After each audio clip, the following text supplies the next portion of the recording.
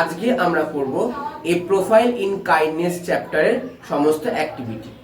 আমি first part এবং activity 4 সম্পর্কে আলোচনা করেছি এবং সেকেন্ড পার্টে আমি বাদবাকি গল্পটি নিয়ে আলোচনা করেছি।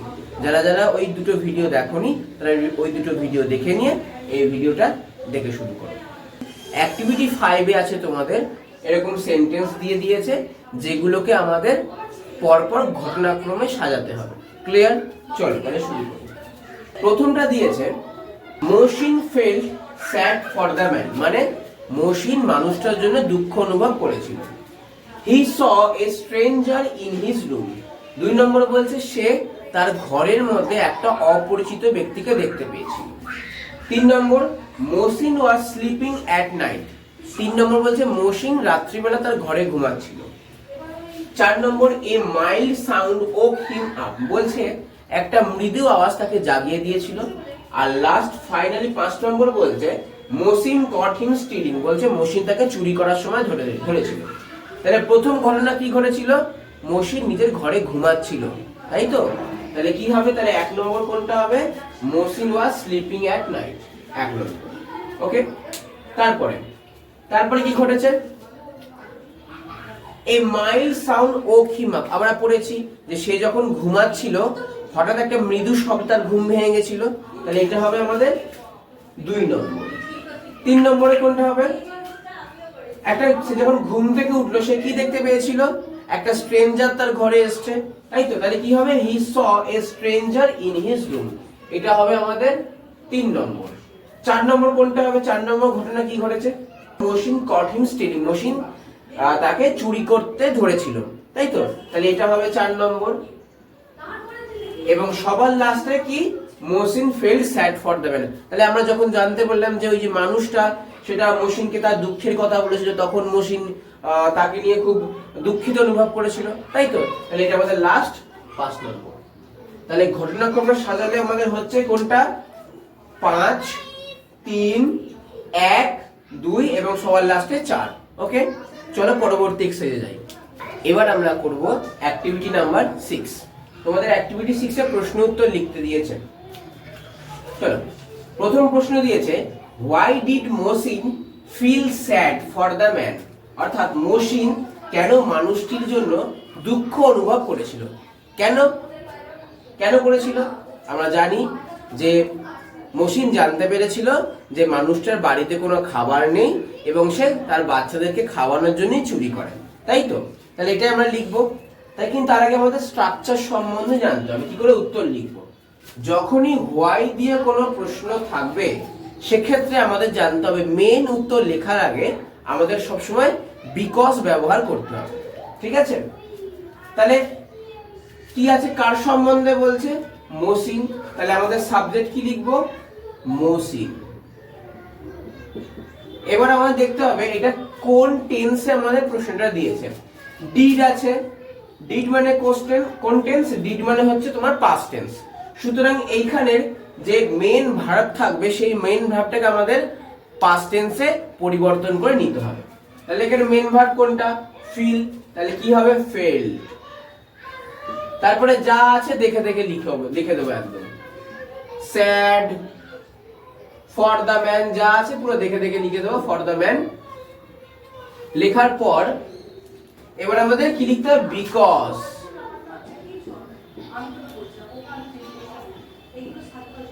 আচ্ছা আমি লিখেই দিই পুরো, তাহলে তোমাদের বুঝতে সুবিধা হবে।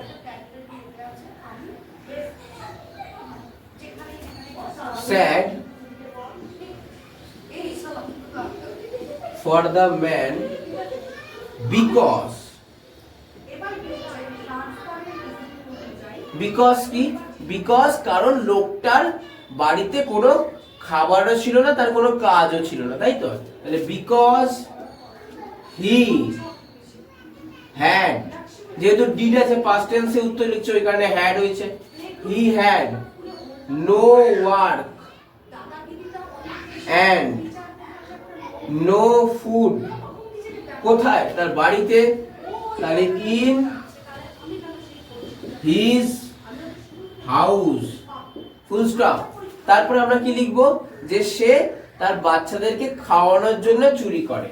তাহলে ফুল স্টপ দিয়ে হি স্টিল ফুড ফর কার জন্য, তার বাচ্চাদেরকে, ফর ইজ চিলড্রেন। তাহলে কি বলছে, Mohsin felt sad for the man because he had no work and no food in his house, he steal food for his children. সে চুরি করে তার বাচ্চাদেরকে খাওয়ানোর জন্য। ওকে, চলো 2 নম্বর উত্তরে আসি। What did Mohsin give the thief? বলছে মহসিন চোরটাকে কি দিয়েছিল? কি দিয়েছিল? আমরা জানি যে মহসিন চোরটাকে অনেকটা কিছুটা টাকা দিয়েছিল যাতে সে কিছু বিজনেস খুলতে পারে, তাই তো? তাহলে চলো লিখি। তাহলে এখানে কি দিয়ে প্রশ্ন বলছে?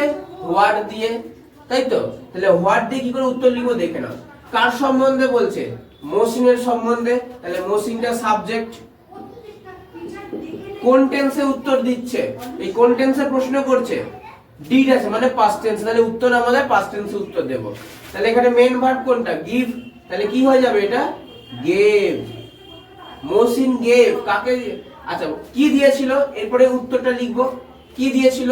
কিছু টাকা, তাই তো? তাহলে সাম মানি।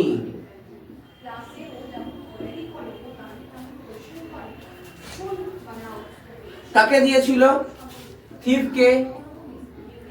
দা থিফ। এইটুকুনি লিখলে উত্তর হয়ে যায়, কিন্তু আমরা পূর্ণ বাক্যে প্রপারলি উত্তর লিখব, ঠিক আছে? তাহলে কি বলছে? Mohsin gave money to the thief. কেন দিয়েছিল? কেন দিয়েছিল? কারণ নতুন বিজনেস খোলার জন্য, টু স্টার্ট। কি? একটি নতুন বিজনেস, এ নিউ বিজনেস। তাহলে মহসিন গেভ সাম মানি, এখানে টু হবে, ঠিক আছে? তাহলে Mohsin gave some money to the thief to start a new business. তাহলে মহসিন সেই চোরটিকে কিছু পয়সা দিয়েছিল নতুন বিজনেস খোলার জন্য। ক্লিয়ার? চলো পরবর্তী দুটো উত্তরে যাই। এবারে আমরা অ্যাক্টিভিটি 6 এর বাকি দুটো প্রশ্ন নিয়ে আলোচনা করব। কি বলছে? What did Mohsin dedicate his life to?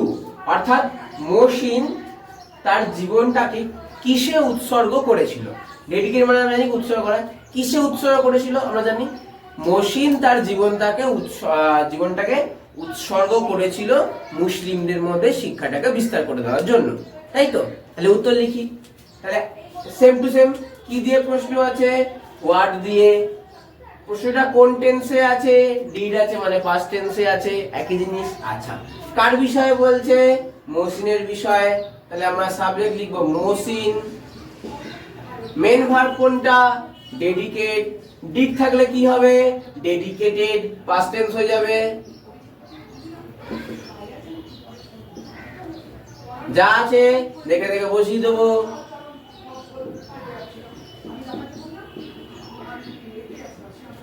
এবারে উত্তর লিখবো। কি উত্তর লিখবো? টু, ছড়িয়ে দিতে, স্প্রেড। কি ছড়িয়ে দিতে? শিক্ষা, এডুকেশন।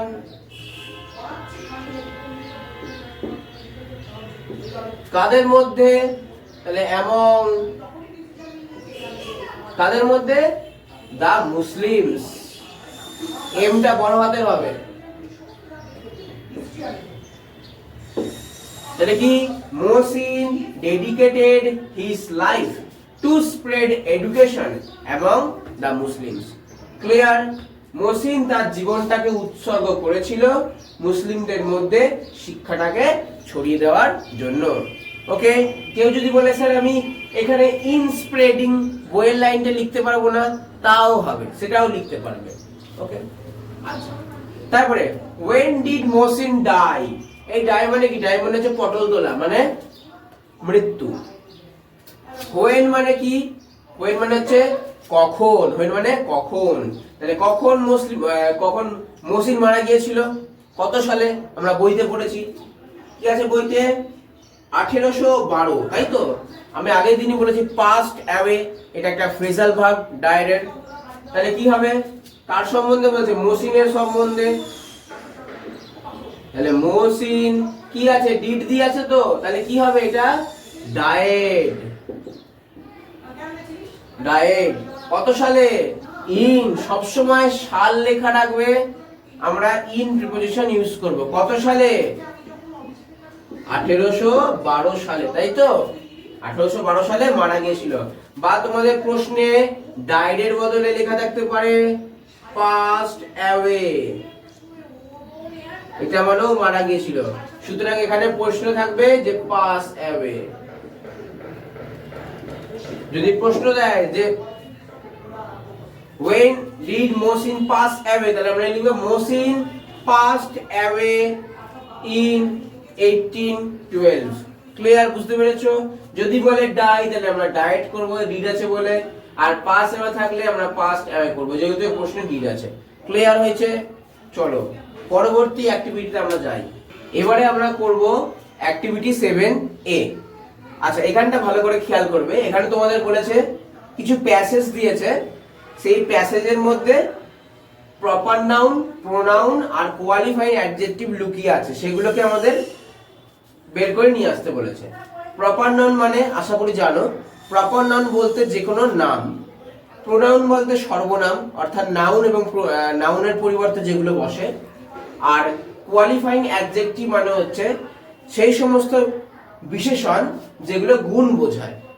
ঠিক আছে, যদি এই নাউন, প্রোনাউন, অ্যাডজেক্টিভ বা আমরা যেটা বলি অ্যাডজেক্টিভ, তাহলে এইগুলি সম্বন্ধে যদি কারোর তোমাদের ডিটেল ভিডিও চাই তাহলে তোমরা কমেন্ট করবে, আমি এগুলো সম্বন্ধে আলাদা আলাদা ডিটেল ভিডিও বানিয়ে দেবো।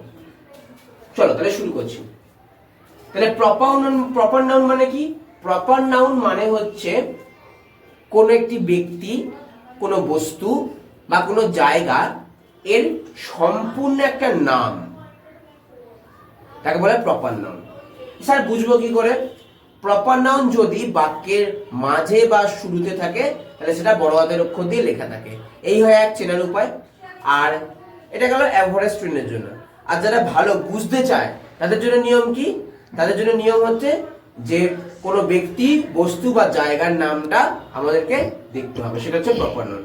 প্রোনাউন কি? প্রোনাউন হচ্ছে আমাদের নামের পরিবর্তে যেটা বসায়, যেমন আমরা রাম ভালো ছেলে, রাম স্কুলে যায়, রাম ফুটবল খেলে, তাহলে বারবার রামের বদলে আমি যদি ইউজ করি রাম ভালো ছেলে, সে স্কুলে যায়, সে ফুটবল খেলে, তাহলে কি রামের বদলে আমি সে ইউজ করলাম, তাই তো? তাহলে সেটা হচ্ছে আমাদের প্রোনাউন। ইংরেজিতেও আছে Ram is a good boy, Ram plays football, Ram goes to school, তাই তো? এখানে আমার কি Ram is a good boy, he plays football, he goes to school, তাহলে যে হি ব্যবহার করলাম এটা হচ্ছে আমাদের প্রোনাউন, অর্থাৎ নামের পরিবর্তে যেটা ব্যবহৃত হচ্ছে, নাউনের পরিবর্তে। আর কোয়ালিফাইং অ্যাডজেক্টিভ মানে হচ্ছে গুণ, যেমন বললাম ছেলেটা মোটা, ছেলেটা মোটা, তাহলে ছেলেটা কেমন? ছেলেটা মোটা, তাই তো? একটা গুণ বলছে, ছেলেটা কেমন? ছেলেটা মোটা।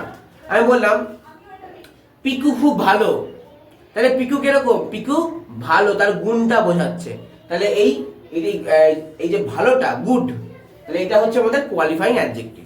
ঠিক আছে, বাক্য দিয়ে করি। বলছে প্রথম বাক্য, লাস্ট উইন্টার বৃষ্টি and Tupai went to Birbhum with their parents. আচ্ছা, এখানের মধ্যে কি কি প্রপার নাউন লুকিয়ে আছে আমি একটা দেখিয়ে দিই। বলছে লাস্ট উইন্টার কি? গত শীতকালে বৃষ্টি এবং টুপাই তার পেরেন্টস, তার বাবা মায়ের সঙ্গে বীরভূমে গেছিল। তাহলে এখানে প্রথমে বলছে লাস্ট উইন্টার মানে কি? একটা শীত ঋতু, একটা ঋতুর নাম বোঝাচ্ছে, তাহলে নাম বোঝালে কি হবে? সেটা প্রপার নাউন। তাহলে কি হবে আমাদের এখানে প্রথম প্রপার নাউন? উইন্টার।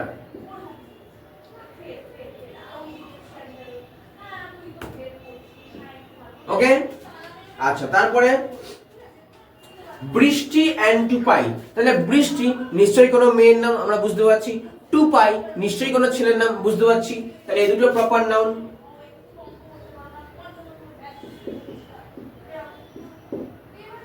আর কি? টুপাই, তাই তো? আচ্ছা, ওয়েন্ট টু বীরভূম, বীরভূম কি? বীরভূম একটা জায়গার নাম, তাই তো? নাম বোঝাচ্ছে, তাহলে বীরভূমটা এখানে আমাদের প্রপার নাউন।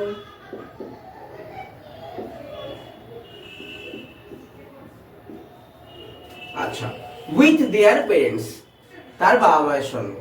তার বাবা মায়ের কোনো নাম বলে দেয়নি, তাহলে এখানে আর প্রপার নাউন নেই। তাহলে ফার্স্ট বাক্যে এই চারটে প্রপার নাউন বেরোলো। আচ্ছা, ফার্স্ট বাক্যে প্রোনাউন কটা? প্রোনাউন মানে হচ্ছে যেটা নাউনের পরিবর্তে ব্যবহৃত হচ্ছে। তাহলে উইন্টার এর পরিবর্তে কিছু ব্যবহার করা হয়নি। আচ্ছা, তারপরে কি বলছে? Last winter. আচ্ছা, উইন্টারটা কি রকম? লাস্ট। তাহলে উইন্টারটা একটা গুণ বোঝাচ্ছে, তাহলে কি হবে? কোয়ালিফাইং অ্যাডজেক্টিভ লাস্ট হবে। ঠিক আছে। আচ্ছা, এখানে আর কোনো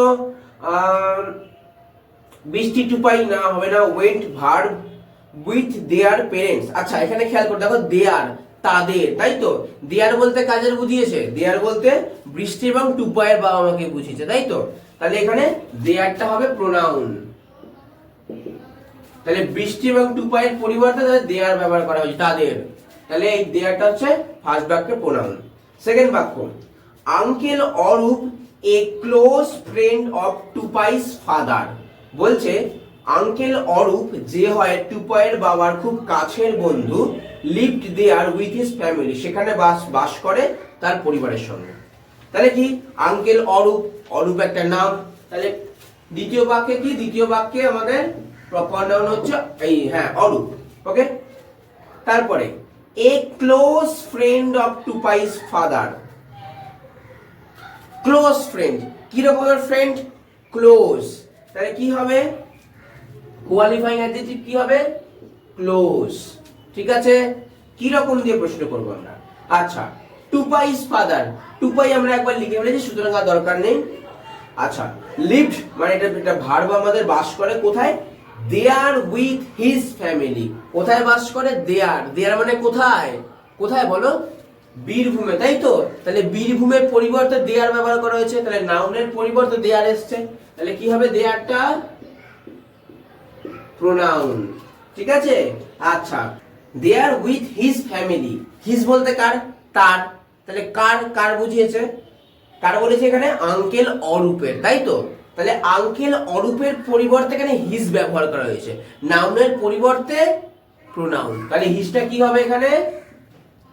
হিজ হবে প্রোনাউন। ওকে। তারপরে দে ট্রাভেলড বাই শান্তিনিকেতন এক্সপ্রেস, তারা সেখানে ভ্রমণ করেছিল শান্তিনিকেতন এক্সপ্রেস দিয়ে। এটা তো তোমরা দেখেই বুঝতে পারছো, এখানে একটা প্রোনাউন আছেই আছে। কি আছে? তারা, দে। তারা মানে কারা? ওই যে বৃষ্টি, টুপাই, তার বাবা মা, তাই তো? আঙ্কেল অরূপ, তার ফ্যামিলি, তারা। তাহলে এদের সবার বদলে দে ব্যবহার করা হয়েছে, তারা। তাহলে কি হবে এখানে? দে। ওকে। ট্রাভেল যেটা ভার্ব, বাই শান্তিনিকেতন এক্সপ্রেস, কি একটা ট্রেনের নাম। তাহলে নাম বোঝালে কোথায় যাবে? প্রপার নাউনে। তাহলে কি লিখি? শান্তি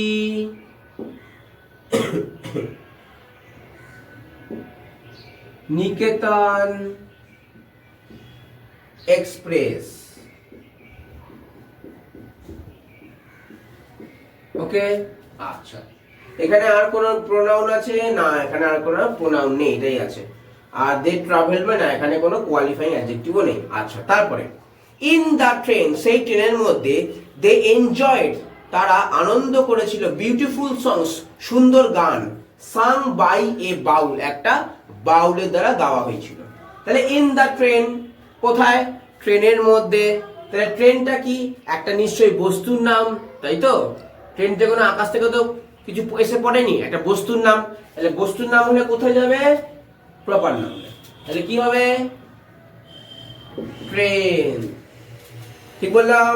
চলো তারপরে, দে এনজয়েড বিউটিফুল সংস, তারা এনজয় করেছিল।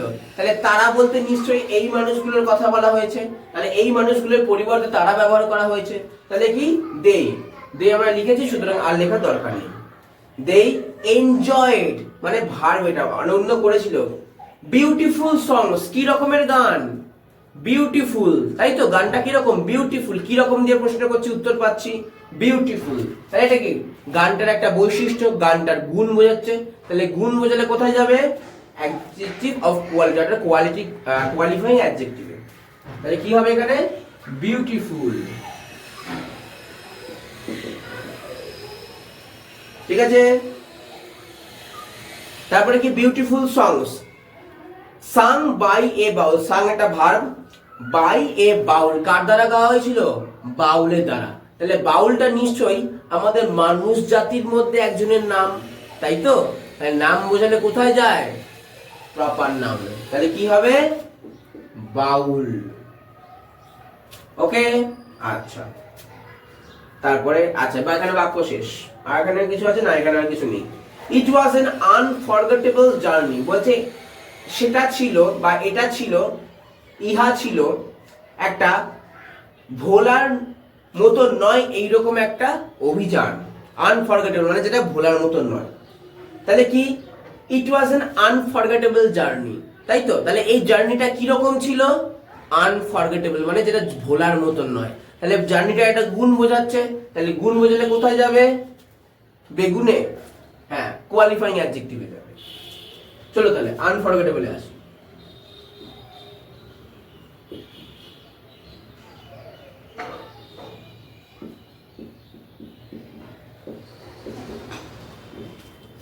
ওকে, আনফরগেটেবল জার্নি। আচ্ছা, এখানে কি? ইট ওয়াজ এন আনফরগেটেবল জার্নি, কি ছিল? এটা ছিল। তাহলে এটা কি? ওদের এই জার্নিটা। তাহলে পুরো জার্নিটাকে ওরা কি দিয়ে বোঝাচ্ছে? ইট দিয়ে, তাই তো? তাহলে জার্নির বদলে এখানে কি ব্যবহার করেছে? ইট ব্যবহার করেছে, তাই তো? তাহলে কি হবে? তাহলে ইটটা হবে এখানে আমাদের প্রোনাউন। ক্লিয়ার? দেখে নাও। তাহলে প্রপার নাউন কি কি বেরিয়েছে? উইন্টার, বৃষ্টি, টুপাই, বীরভূম, অরূপ, শান্তিনিকেতন এক্সপ্রেস, ট্রেন আর বাউল। প্রোনাউন কি কি বেরিয়েছে? দেয়ার, এখানে এটাও দেয়ার। এই আচ্ছা বলে দিই, এই দেয়ার মানে হচ্ছে তাদের, আর এই দেয়ার মানে হচ্ছে সেখানে। ঠিক আছে? আই থাকলে এটা হয়ে যাবে তাদের, আর লাস্টে আর থাকলে সেটা হয়ে যাবে সেখানে। THEIR আর THERE। ওকে, হিজ, দে আর ইট। আর কোয়ালিফাইং অ্যাডজেক্টিভ বেরিয়েছে লাস্ট, ক্লোজ, বিউটিফুল আর আনফরগেটেবল। ক্লিয়ার? চলো পরবর্তী অ্যাক্টিভিটিতে যাই। এখন আমরা করব অ্যাক্টিভিটি 7B। কি করতে দিয়েছে? Filling the blanks with the suitable prepositions, অর্থাৎ প্রিপোজিশন দিয়ে আমাদের শূন্যস্থান পূরণ করতে হবে। আচ্ছা, একটু ধারণা দিদি, প্রিপোজিশনটা কি? প্রিপোজিশন হচ্ছে সেই সমস্ত ওয়ার্ড, যেই ওয়ার্ডগুলো না কোনো নাউন বা প্রোনাউনের আগে বসে সেই নাউন বা প্রোনাউনকে বিশেষিত করে বা তার নির্দিষ্ট একটা গুণকে প্রকাশ করে। ঠিক আছে? এটা হচ্ছে ছোট করে বললাম। যদি কোনো ডিটেলসের ভিডিও চাও তো কমেন্ট করবে, আমি প্রিপারেশন নিয়ে ডিটেলসের ভিডিও বানিয়ে দেবো। আচ্ছা, শুরু করছি। প্রথম দিয়েছে I placed the vase dash the table. একটু দেখতে অসুবিধা হচ্ছে কারণ আমার একটু প্রবলেম হচ্ছে ওই কারণে। আচ্ছা, I place the vase dash the table, তাহলে কি? আমি ভাসটাকে রেখেছি টেবিলে। তাহলে কি আমি কি বলতে পারি? আমি ভাসটাকে, ভাস মানে হচ্ছে ফুলদানি, আমি বলতে পারি আমি ফুলদানিটাকে টেবিলের ওপরে রেখেছি, বলতে পারি তো? তাহলে এই ওপরটা হচ্ছে আমাদের একটা প্রিপোজিশন। তাহলে কি লিখতে পারি আমরা? On. I place the vase on the table. Okay, আমি ফুলদানিটাকে টেবিলের ওপরে রেখেছি। 2 number, I sat dash my desk to do the work. আমি আমার ডেস্ক মানে আমার টেবিলে বসি, কিসের জন্য? কাজ করার জন্য। তাহলে কোথায় বসে? টেবিলে বসে, তাই তো? তাহলে কি হবে? I sat in my desk, আমি আমার ডেস্কে বসি টু ডু দ্য ওয়ার্ক, এই কাজটা করার জন্য। ওকে। 3 নম্বর, দ্য ক্যাট র্যান, বিড়ালটা দৌড়েছিল ড্যাশ দ্য রোড, রাস্তায়। তাহলে বিড়ালটা রাস্তায় দৌড়েছিল, নিশ্চয়ই রাস্তায় এপার থেকে এপারে গেছে, এরকম করে দৌড়ে এরকম করে গেছে, তাই তো? তাহলে এ প্রান্ত থেকে ও প্রান্ত, তাহলে কি লিখতে পারি আমরা? Over. The cat ran over the road, বিড়ালটা রাস্তার এর দিক থেকে ওদিকে গেছিল, ওভার। ওকে। তারপরে the river flows dash the bridge, কি হবে? কি হবে? আপ। ব্রিজ, নদীটা ব্রিজের ওপর দিয়ে গেছিল, তা তো নয়। নদী কোথা দিয়ে যায়? ব্রিজের তলা দিয়ে যায়, তাই তো? তলা দিয়ে, তলা দিয়ে গেলে কি হবে? আন্ডার। তাহলে কি হবে? The river flows under the bridge, নদীটা যায় ব্রিজের তলা দিয়ে। ঠিক আছে, ক্লিয়ার?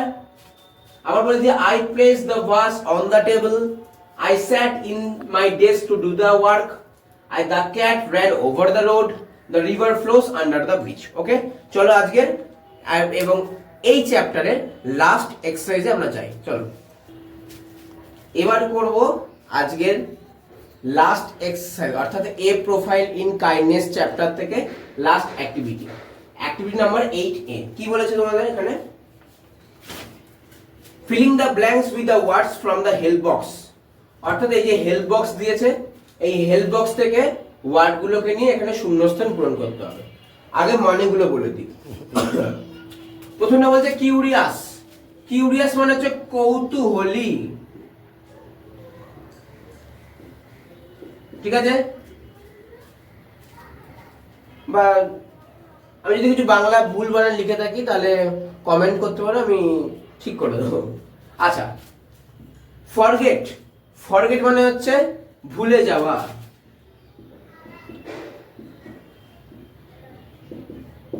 ফরগেট মানে হচ্ছে ভুলে যাওয়া। ওকে, প্রমিসড, প্রমিস মানে তোমরা জানো কথা দেওয়া, বা আমরা বলতে পারি প্রতিজ্ঞা দেওয়া, আমরা গল্পে পড়েছি। আর মার্চেন্ট মানে আমরা পড়েছি কি বণিক বা ব্যবসায়ী, তাই তো, বণিক বা ব্যবসায়ী। তাহলে আমরা করি, he is a rich and noble dash. Rich মানে কি বড় লোক, নোবেল মানে কি স্যার? নোবেল মানে হচ্ছে খুবই পরিচিত, famous. He was a rich and noble, কি হবে তাহলে? সে হয় ধনী এবং পরিচিত মার্চেন্ট। একদম ঠিক।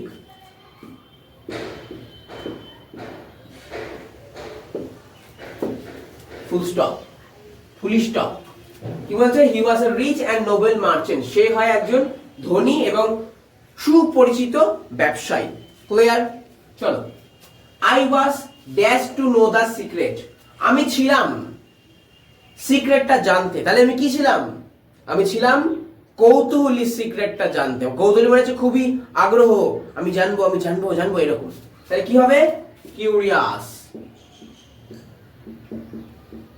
I was curious to know the secret, আমি কৌতূহলী ছিলাম সেই গোপন তথ্যটা জানার জন্য।